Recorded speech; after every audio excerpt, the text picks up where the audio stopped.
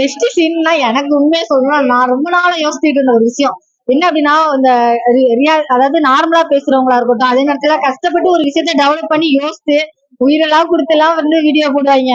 அதுக்கெல்லாம் லைக் வராது, யாருமே பார்க்க மாட்டாங்க, அந்த மாதிரிலாம் இருக்கும்.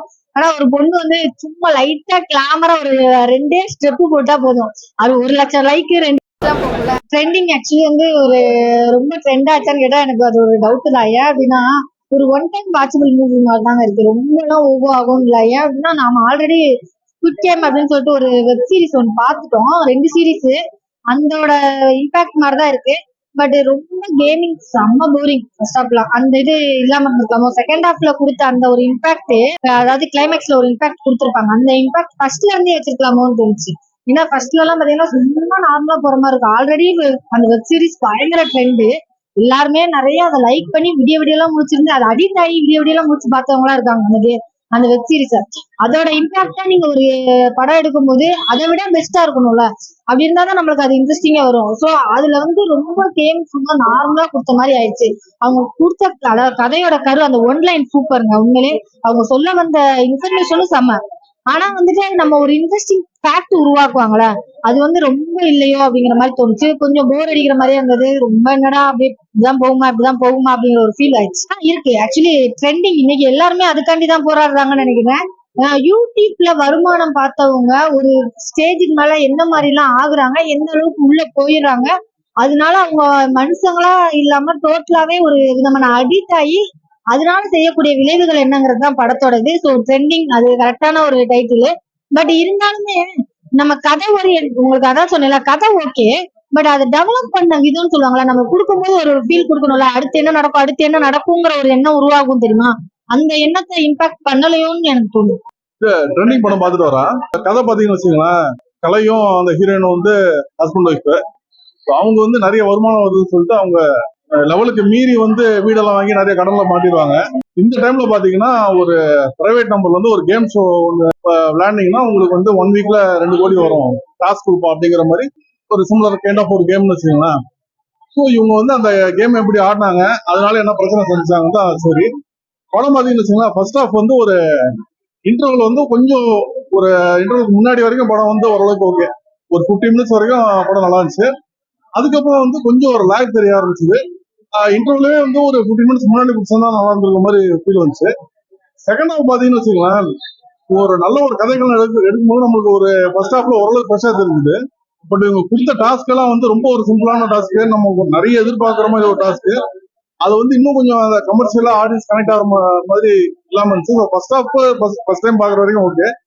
செகண்ட் ஹாஃப் திரும்ப அதே மாதிரி விஷயங்கள் திரும்ப ரிப்பீட் ஆகி வரும்போது நம்மளுக்கு செகண்ட் ஹாஃப் உட்காரவே முடியல.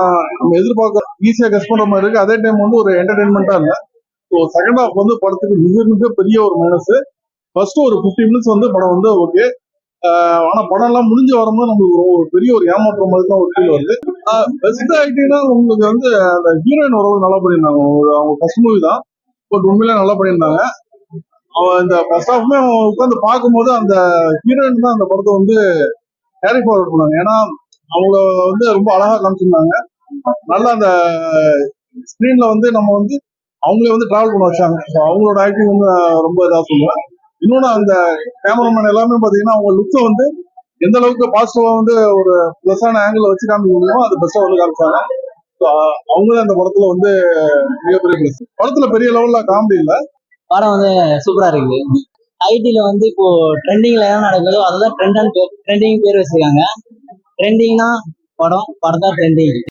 ட்ரெண்டிங்னா இப்போ இன்ஸ்டாகிராம், ஃபேஸ்புக், ட்விட்டர் எது வேணா இருக்கட்டும், அதுல என்ன நடக்குதோ அது ஒரு ஃபேமிலிக்குள்ள கொண்டு வந்திருக்காங்க. அவங்க இன்ஸ்டாகிராம் செலிபிரிட்டியா இருக்கிறாங்க, அது எப்படி கொண்டு வந்திருக்காங்க. படம் நல்லா இருக்கு, பாருங்க. மைனஸ்னு சொல்றதுக்கு ஒண்ணும் இல்லை.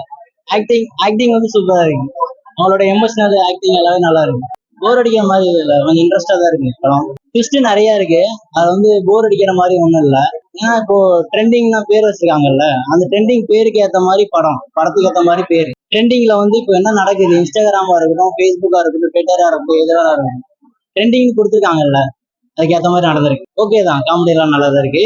பெஸ்ட் சீன் பாத்தீங்கன்னா அவங்க டாஸ்க் தான், அது புரிதல் ரொம்ப முக்கியம் இல்ல, அவங்களுக்குள்ள நடக்கிறது அது எல்லாமே நல்லாவே கொடுத்துருக்காங்க. படம் நல்லா இருக்கு. ட்ரெண்டிங் பேர் சொல்லும் போதே பயங்கரமான ஒரு பவர்ஃபுல்லான படம். அதை எப்படி கொண்டு போனாங்கன்னா ஸ்கிரீன் பிளே சரியா அமைக்கலன்னு தான் சொல்ல முடியும்.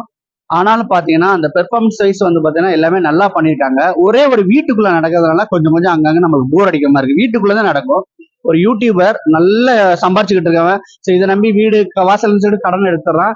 கடன் வாங்கின பின்னாடி பாத்தீங்கன்னா உங்களுக்கு வந்து யூடியூபை பேன் பண்ணிடுறாங்க. இப்ப சர்வைவலுக்கு வந்து இப்ப நமக்கு பணம் தேவை. ஸோ அதுக்கான ஒரு கேம் ஷோ பண்றாங்க. அந்த கேம் ஷோல வந்து பாத்தீங்கன்னா ஜெயிச்சிங்கன்னா உங்களுக்கு காசுன்னு சொல்றாங்க. அந்த கேம் ஷோல என்ன நடக்குதுங்கிறது இந்த படத்துடைய கதை.